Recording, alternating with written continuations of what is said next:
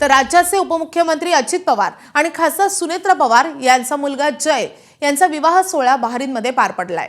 7 डिसेंबरपर्यंत चालणाऱ्या या समारंभासाठी पवार आणि पाटील कुटुंबियांकडून केवळ 400 पाहुण्यांना निमंत्रण देण्यात आले।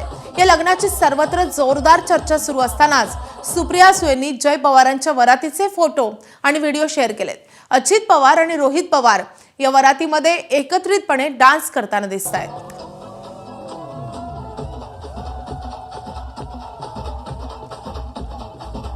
तर एरवी एकमेकांच्या विरोधात आरोप प्रत्यारोप करणारे अजित पवार आणि रोहित पवार आपल्याला एकाच फ्रेममध्ये डान्स करताना दिसतात। त्यामुळे पवार कुटुंबाची एकी या निमित्तानं पुन्हा एकदा दिसून आली आहे। एबीपी माझा, उघडा डोळे बघा नीट।